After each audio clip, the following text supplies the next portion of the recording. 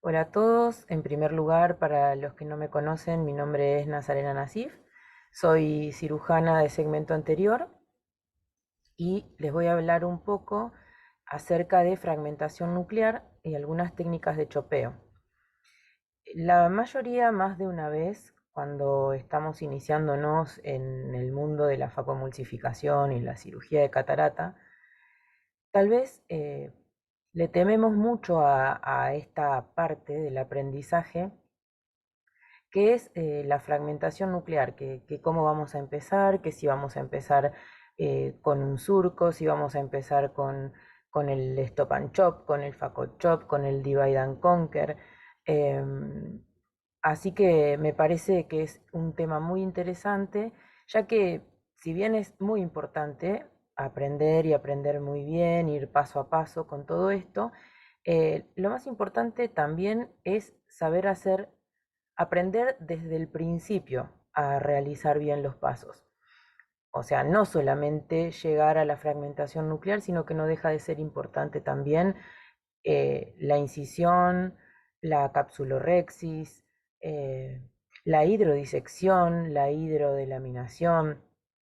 Todos son temas muy importantes y hay que ser muy metódicos y tratar de encontrar nuestra mejor técnica, de empezar a aprender a acomodarnos alrededor del paciente, en el ojo, estar cómodos, apoyar los brazos, aprender a manejar las manos, hasta, bueno, al fin llegar a esto que sería el fragmento del núcleo.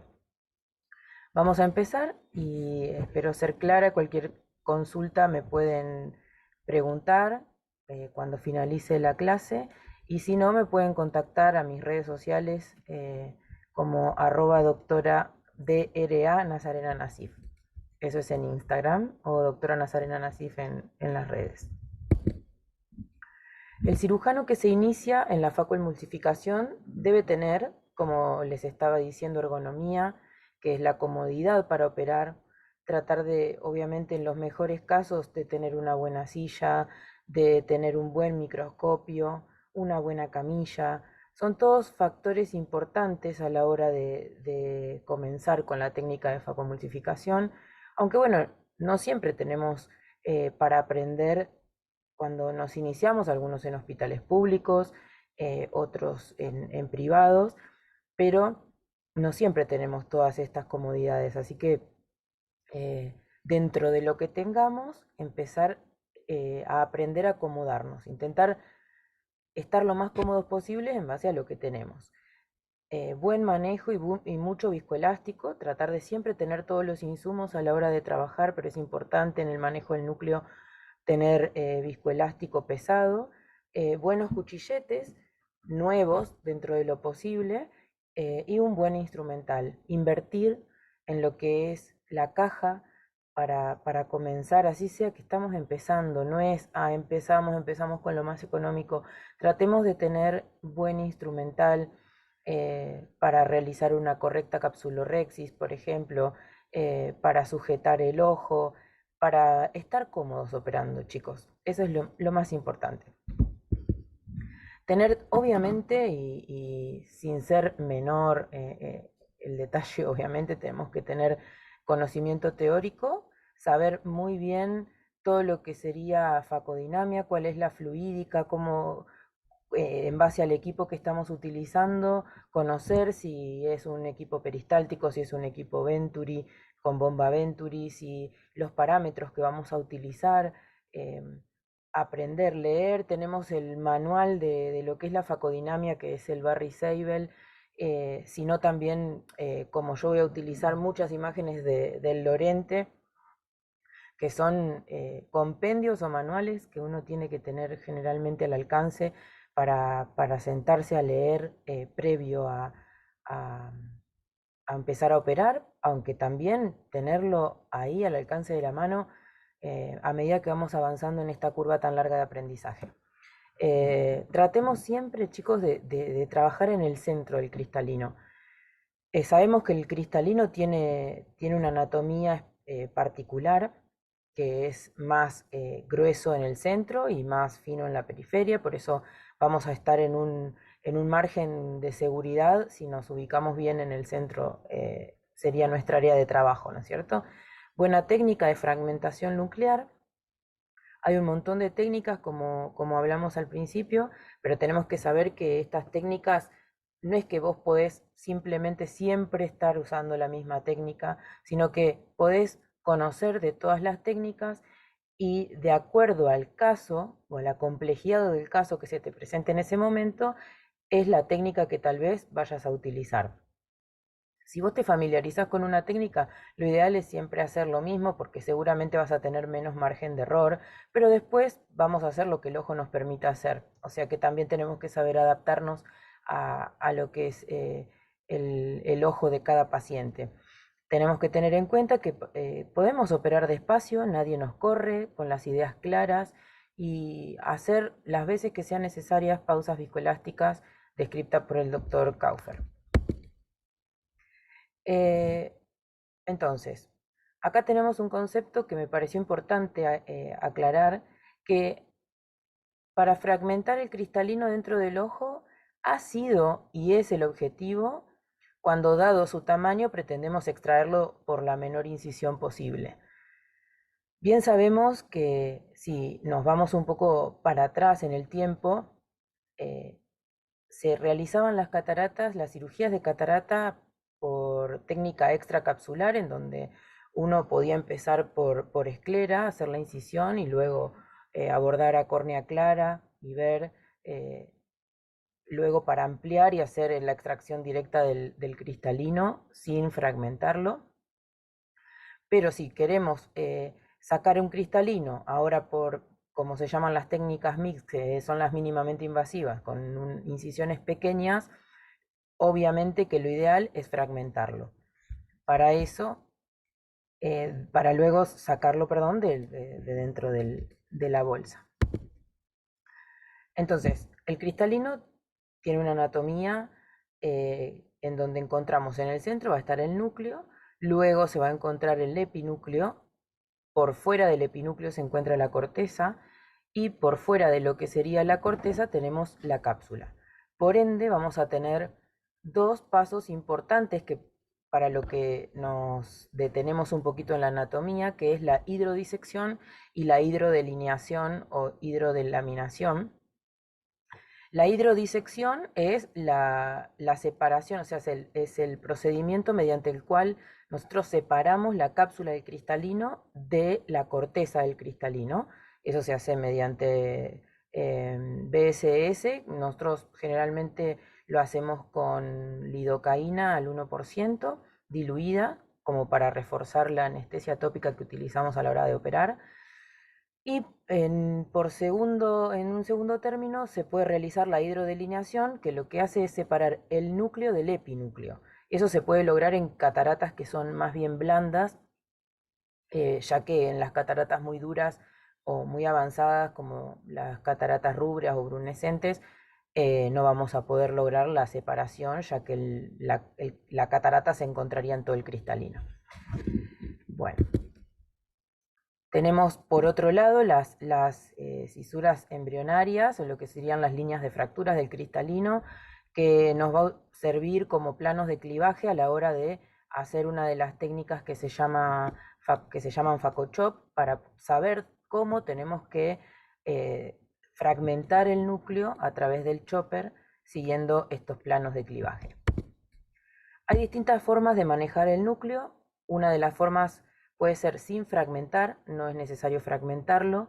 Esto se puede realizar en cataratas blandas y se llama chip and flip, descrito por Fine, y entre la spring surgery, que es la otra técnica descrita por Koch, pero bueno, todas las que están en rojo son las que yo me voy a detener a hablar, si no nos vamos a ir mucho por las ramas. Entonces tenemos sin fragmentación nuclear y con fragmentación nuclear.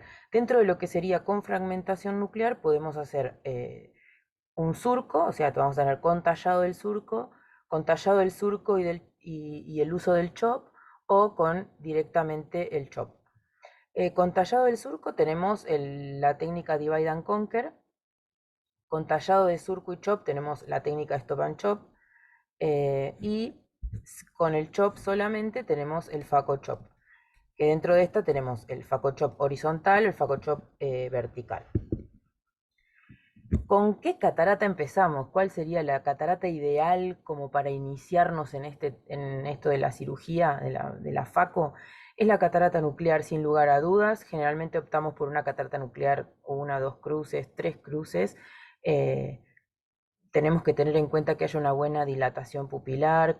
Todo lo ideal como para no tener complicaciones y poder llevar adelante este paso que tanto ansiamos llegar cuando estamos aprendiendo, que es la fragmentación del núcleo.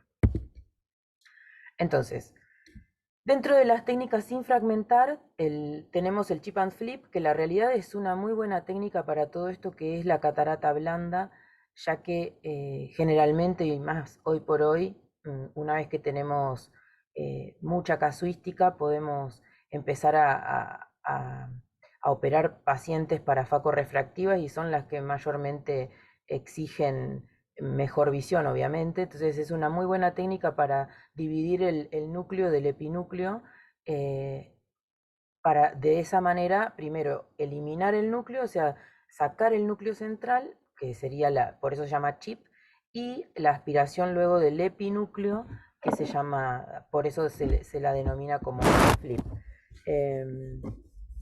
Acá a ver si podemos continuar con esto. Bueno, en la, ahí es como voy tratando de, o sea, esta es una imagen del Barry Seibel. El anillo dorado, esta foto del anillo dorado donde describo eh, la, la hidrodelineación, es una foto que sacamos en quirófano. No encuentro el cursor como para ir mostrándoles, pero bueno, en fin. Eh, y, y bueno, obviamente acá nos vamos a detener en la extracción del núcleo primero y luego con las fotos del lorente que les muestro a la derecha de la pantalla, es como vamos a tratar de extraer el epinúcleo. Eso sería el chip and flip, que es la técnica sin fragmentar. Luego tenemos las técnicas con fragmentación nuclear. Estas técnicas con fragmentación nuclear, obviamente tenemos distintos pasos básicos, que por ejemplo, el punto número 1 es el tallado del núcleo, el punto número 2 es la fractura del núcleo y por ende la emulsificación de los fragmentos. Y acá podemos tener en cuenta algo que es muy muy importante, que es a mayor dureza del núcleo, tratemos de hacer mayor cantidad de fracturas y de menor tamaño los fragmentos para de esa manera poder utilizar menor ultrasonido. Después tenemos a la hora de emulsificar tenemos dos formas o dos posiciones de hacerlo. Una es endocapsular o la otra es supracapsular, pero tenemos que tener en cuenta algunas complicaciones que por ejemplo son que las endocapsulares obviamente corremos el riesgo de romper la cápsula posterior, por ende hay que ir despacio, y las que son supracapsulares corremos el riesgo de dañar el endotelio. Por eso lo ideal en estos casos es trabajar en el plano del iris. El tallado del surco o el esculpido del núcleo. El esculpido del núcleo tenemos que tener distintas cuestiones en cuenta, como lo son las puntas que vamos a utilizar dentro de los facos que nosotros tengamos a nuestro alcance. Hay distintas puntas, como son las puntas de Kellman, y que la más angular, que es esta que les muestro acá en el dibujo inferior a la izquierda, y que generalmente usamos las anguladas a 30 grados, que podrían ser las más usadas.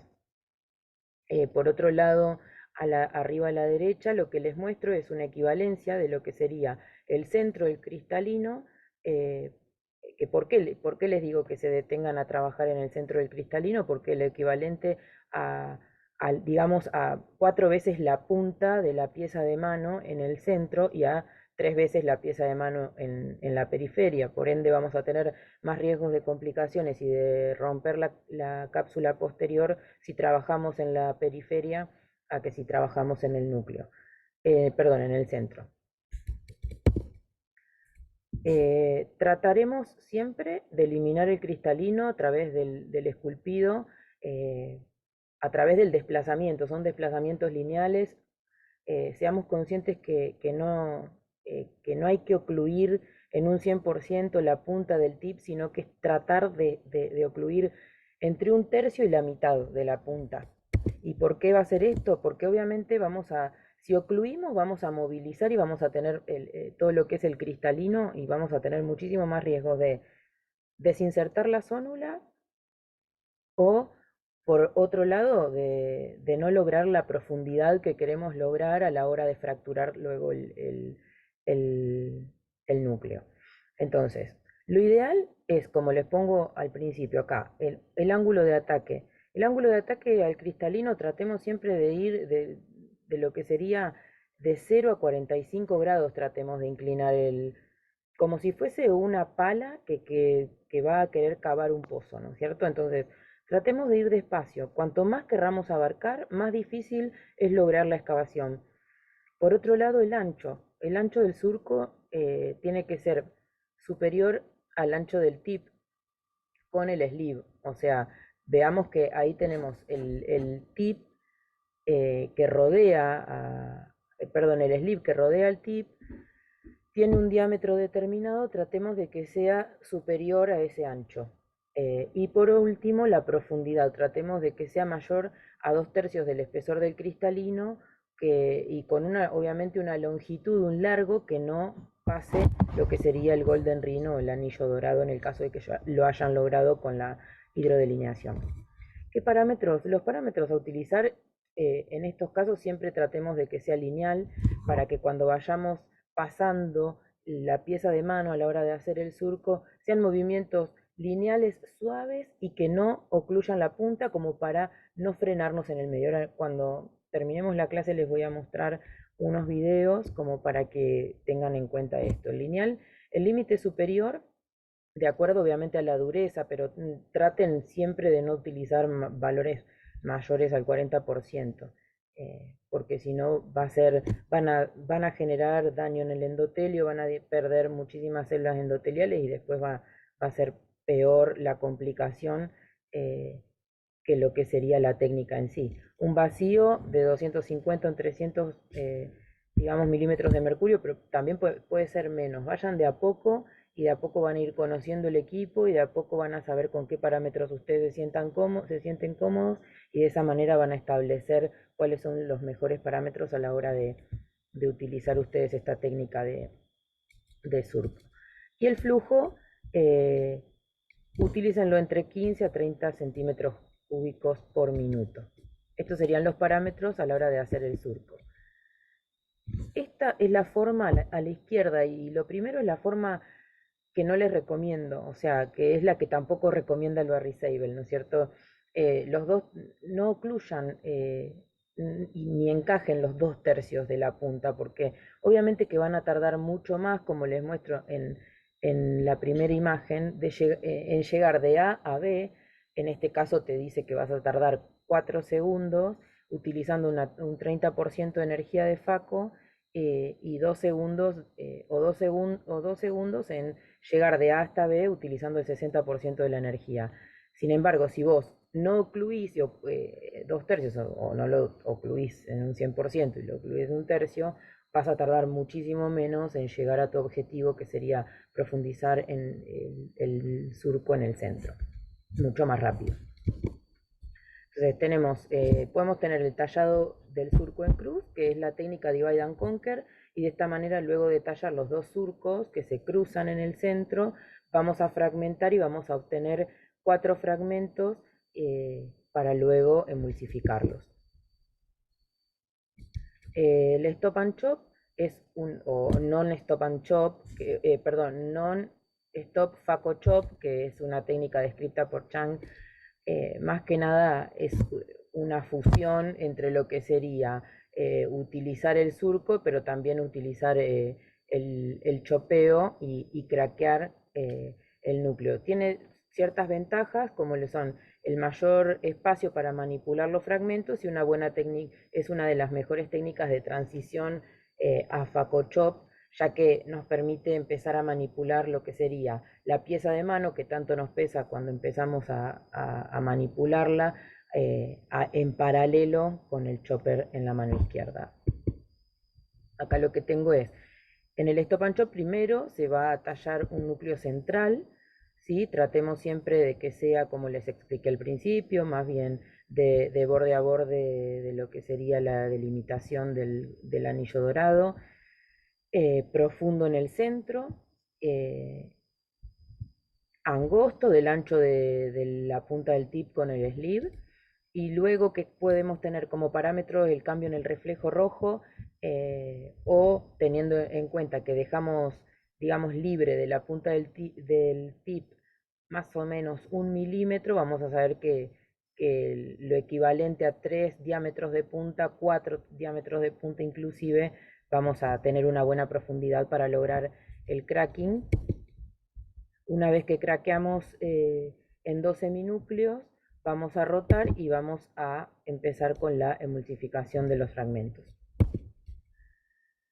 ¿Cómo fragmentar? ¿Dónde estar? Tratemos siempre, chicos, de no estar ni demasiado arriba del núcleo, porque vamos a encontrar la corteza y ahí vamos a fallar a la hora de craquear, ni tampoco demasiado abajo, porque vamos a hacer demasiada fuerza y corremos el riesgo de romper la cápsula posterior y tener un problema importante. Así que tratemos siempre de ejercer las fuerzas de manera equitativas y más bien del centro un poquito hacia abajo, como mostramos acá en estas figuras, y con fuerzas equidistantes. Nosotros también hemos aprendido no siempre desde el inicio utilizando la pieza de mano con el chopper por la incisión accesoria. Podemos también hacer, una vez terminado el surco, hacer una pausa viscoelástica, ampliar el surco, ver hasta cuál es la profundidad y utilizar dos instrumentos más bien livianos. En mano derecha podemos utilizar una espátula o un Drisday, y en mano izquierda utilizar el chop. De esa manera podemos hacerlo como revolviendo una ensaladera, o sea, una ensalada, perdón, con una ensaladera, cruzando los instrumentos, o más bien tratando de abrir y separar el núcleo en dos. ¿Cómo presetearíamos el equipo si fuera peristáltico a la hora de la emulsificación de los fragmentos? Tratemos siempre de no cambiar el poder de ultrasonido. Si tenemos un 30%, manejémonos con ese porcentaje, y si utilizamos altos porcentajes de ultrasonido, manejémonos con los altos porcentajes. No variar, pero lo que sí, no va a variar que cambies a pulsátil, burst o mixto, pero bueno, eso va a depender de lo que te sientas más cómodo, de lo que logres mejor estabilidad de cámara. Lo que sí les recomiendo es que eleven el vacío y el flujo para tener mejor estabilidad de cámara y evitar el surge o el colapso. Y de esa manera otra catarata de complicaciones. La manera ideal de ir a buscar los fragmentos es como vemos acá en la imagen, pero las imágenes del centro. Tratemos siempre de ir al cuerpo del núcleo, bien central, y de esa manera vamos a lograr una mejor captura, digamos, a través del flujo, con una mecánica que va a traer el fragmento a la pieza de mano, y de esa manera lograr la emulsificación total de todos los fragmentos. Como les expliqué al principio, tenemos también entonces la otra técnica de Fako Chop. Estas técnicas se dividen en dos. Una es la técnica de Fako Chop horizontal, que es la clásica descrita por Nagahara, y es una técnica más bien mecánica, en donde lo que hacemos es traer de manera horizontal la punta del chop a la punta del faco, hacer que horizontalmente estos dos instrumentos se encuentren para luego fragmentar el núcleo lateralizándolos.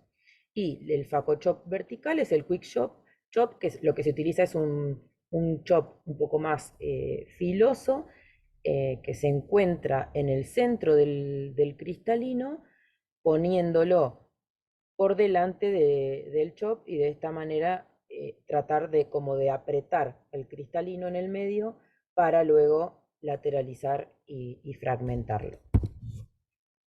Entonces, tratemos en el Fako Chop horizontal de hacer una paracentesis a 45 grados entre 45 y 60 grados de la incisión principal. No olviden la ergonomía, chicos. Traten siempre de ubicarse de manera cómoda en el ojo del paciente y más si van a estar empezando a implementar esta maniobra, ya que tenemos que tener digamos, buenos espacios a la hora de movilizar los instrumentos adentro del ojo. La capsulorhexis, que sea de 5,5 milímetros aproximadamente, tiendan siempre cuando están empezando a hacer más bien capsulorhexis grandes, luego la van a ir mejorando y van a ir tratando de hacerla de 5,5, que es para tener un mejor overlapping con las lentes intraoculares.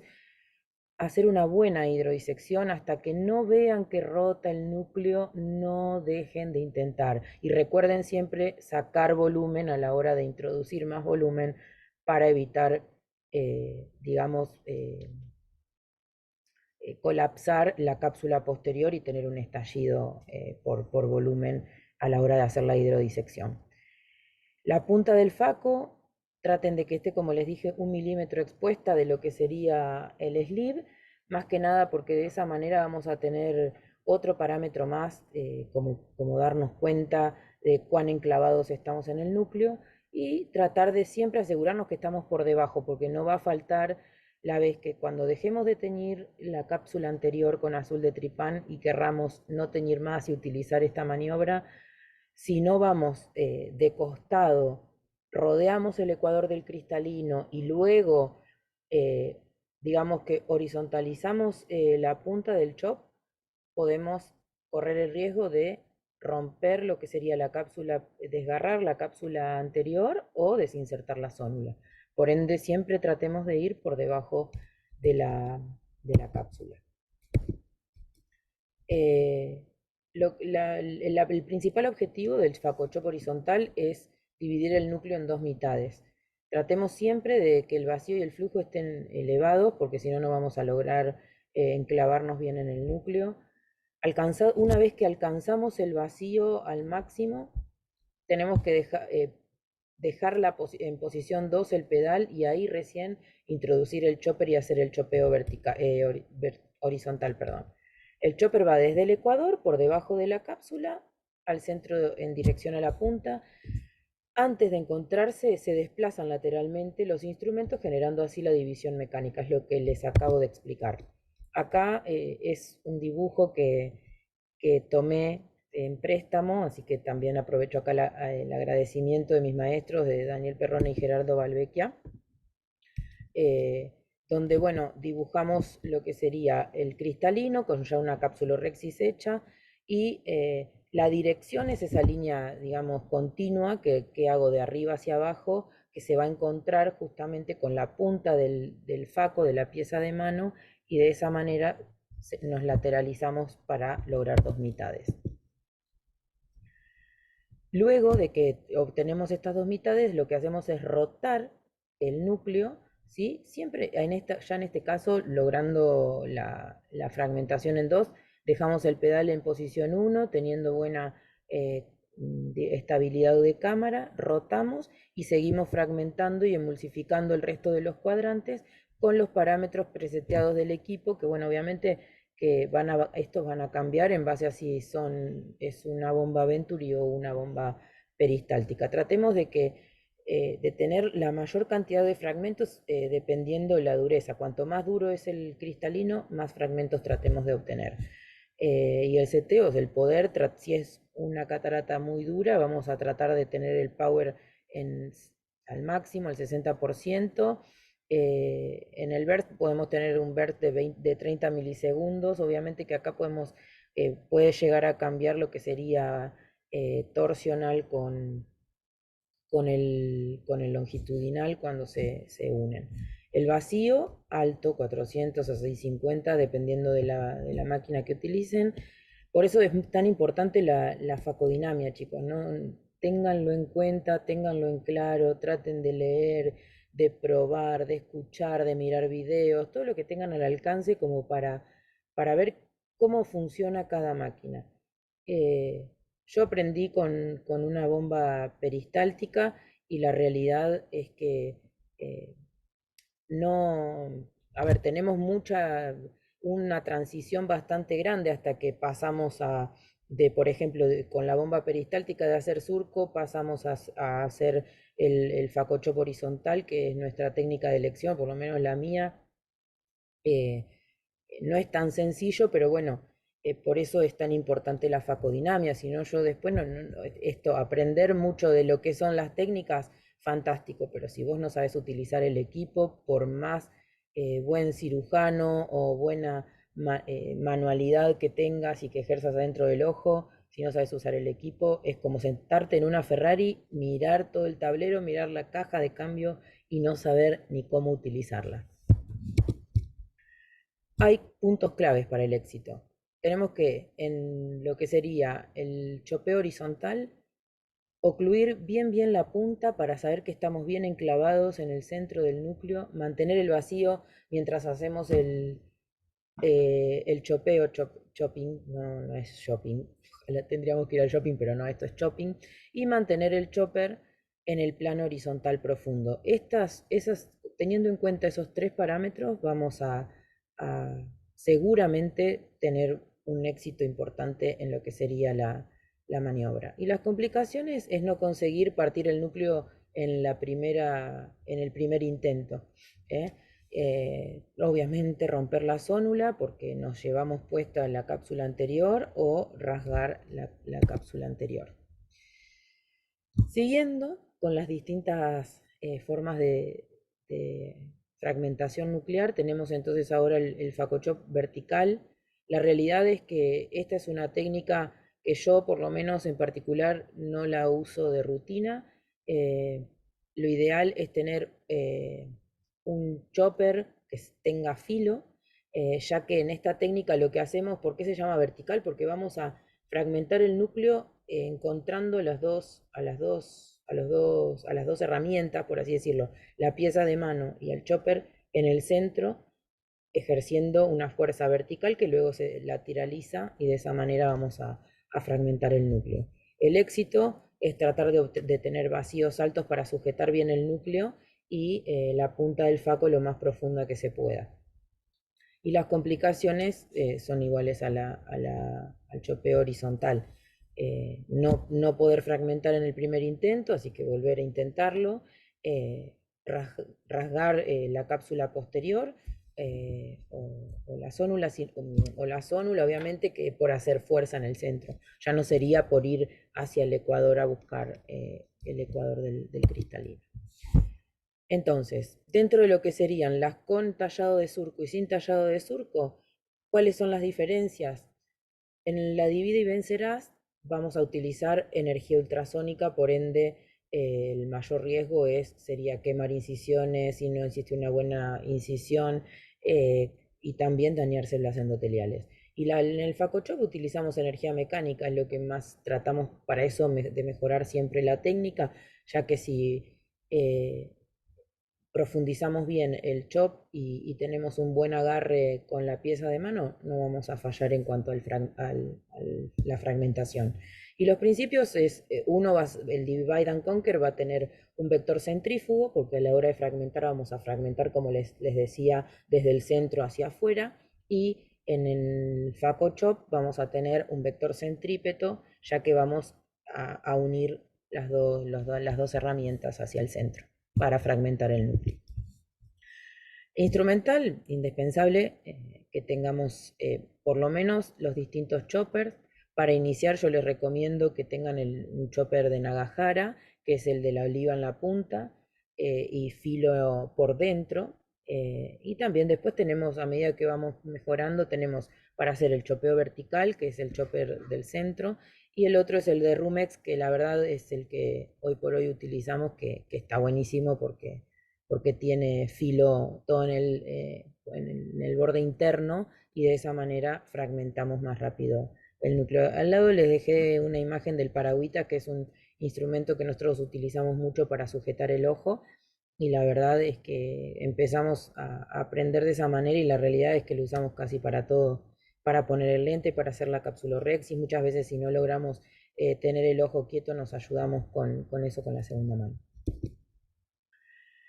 Y ahora pasamos a otras técnicas que son, por ejemplo, otras técnicas de fragmentación. En este caso también vamos a utilizar eh, un instrumental sin utilizar ultrasonido, que en este caso se utiliza mucho para lo que son células, por ahí córneas con, con bajo conteo endotelial o con células endoteliales patológicas, que es el pre-chopper de Akahoshi o Akaoshi, donde encontramos tres tipos de prefracturadores, que se los nombro acá.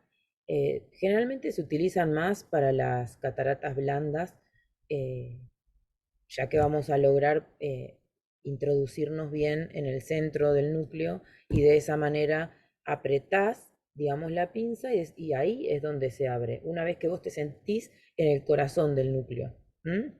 Ahí fragmentás en 12 minúcleos y puedes seguir fragmentando si lográs rotar el núcleo, los podés seguir fragmentando en distintos números de fragmentos, valga la redundancia, o en dos mitades y ahí metes el faco y aspirás el resto de los fragmentos. Después tenemos el Ultra Chopper. El Ultra Chopper es un cuchillete que vibra, que se pone igual que, una pieza, que un tip en la pieza de mano. Eh, Vibra a frecuencia ultrasónica, se conecta a la pieza de mano y puede ser también coaxial o torsional o tener movimientos en dual. Eh, Como les mencioné, podemos utilizarlos en cataratas duras o en cataratas también brunescentes. Por ejemplo, en esta lo que tratás de hacer es siempre, una vez que introducís el Ultra Chopper, obviamente también tenés un seteado previo, eh, tratás de acercarte como si fuese que vas a hacer una maniobra de facochop horizontal con el chopper por delante, enfrentándote al Ultra Chopper. Y de esa manera también fragmentas el cristalino y utilizas menor, menor ultrasonido. Eso fue lo que respecta a fragmentación y técnicas de chopeo. Espero haber sido clara, creo que es bastante abarcativa, pero bueno, intenté dejarles algo conciso, claro y corto. Obviamente es práctica, práctica y más práctica, así que eh, vamos ahora a continuar a lo que sería extracción de la corteza. Otro de los pasos que muy poco se habla, muy poco, como que si fuera que ya no es parte de la cirugía, pero es una de las partes más que importantes, así que me quería detener un poquito acá. Eh, Tenemos dos bombas como de Faco, tenemos dos bombas también para extraer la corteza, las bombas peristálticas y las bombas Venturi. Las bombas peristálticas podemos lograr vacíos de 0 a 600 milímetros de mercurio. Después tenemos un flujo de 0,40 y la oclusión va a ser oclusión dependiente, ¿no? Obviamente si tenemos ocluida la punta es donde más vacío vamos a lograr. Y las bombas Venturi no se calibran independientemente el flujo del vacío y van a alcanzar rápidamente a medida que apretamos el pedal, de acuerdo a cómo están preseteados, el nivel de vacío.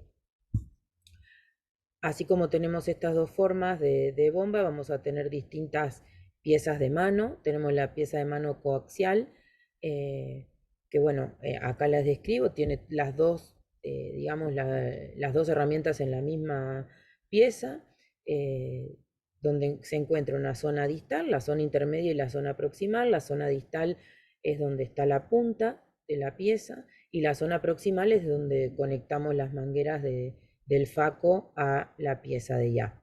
Tiene distintas ventajas y desventajas. Las ventajas es que por la misma incisión principal la utilizamos sin necesidad de hacer más incisiones o incisiones accesorias y que el aspirado de las masas subincisionales por ahí es la desventaja, ya que cuando no estamos muy cancheros podemos correr el riesgo de agarrar la cápsula posterior y absorberla. Así tenemos también puntas rectas y puntas curvas. Las puntas curvas son las que nos van a facilitar más ir a buscar los restos de corteza o los restos subincisionales. Después tenemos la bomba bimanual, que, bueno, acá lo ven, por una manguera van a conectar la irrigación y por otra manguera va conectada a la aspiración. La ventaja es que el ir a buscar los restos subincisionales es más fácil, y la desventaja es que tenemos que hacer nuevas incisiones y por ahí ir, dependiendo de cómo nos quedó los restos corticales, es cómo vamos a ir posicionando las incisiones.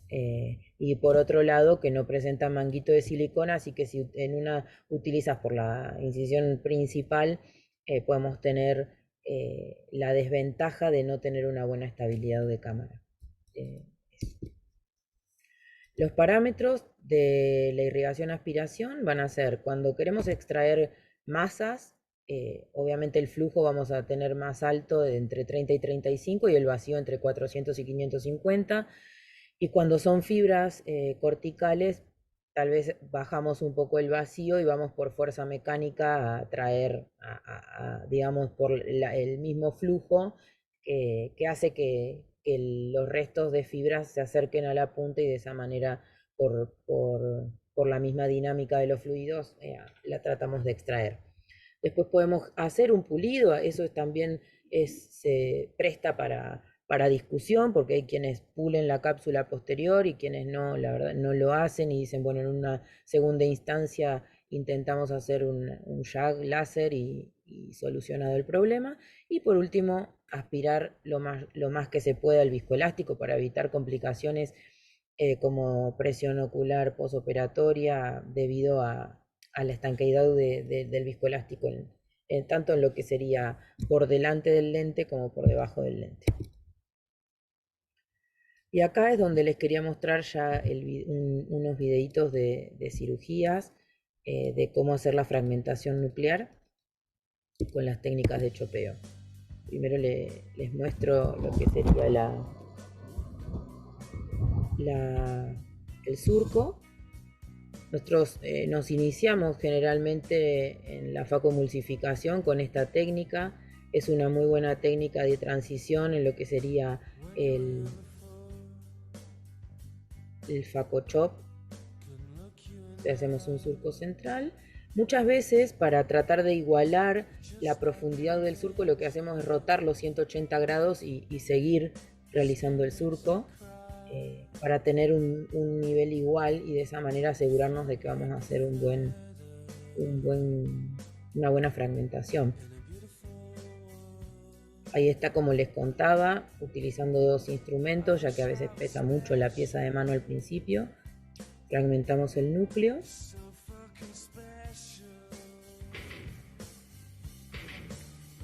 Una vez que obtenemos los 12 minúcleos, vamos a emulsificar en la cantidad que sea necesaria los 12 minúcleos. Esta es una de las técnicas casi de rutina, que es el facochop horizontal.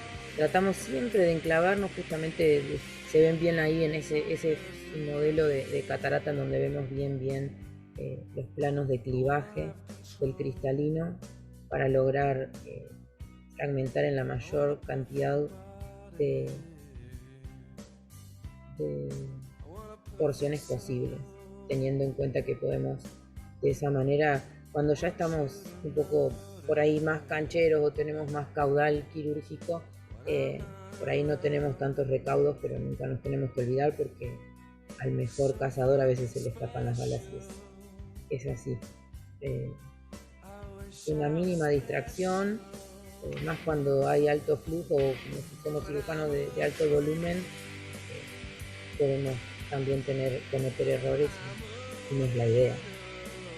Y ahí seguimos fragmentando. Estos son equipos Venturi que la realidad tienen una estabilidad de cámara impresionante. Prácticamente no tenemos salida de fluido por la incisión principal. Y una vez que terminamos la emulsificación de los fragmentos, vamos a seguir con la aspiración de la corteza. Como les contaba, de preferencia yo utilizo bomba parcial, que es un manual. Hay discrepancia, podemos ir primero a buscar las masas subincisionales, o lo que también podemos hacer es buscar, en este caso era una catarata muy dura donde casi no había restos corticales para extraer, pero pero cuando sí existen, a veces dejamos el sello incisional y lo sacamos con la retención del dedo. Muchas gracias, eso ha sido todo.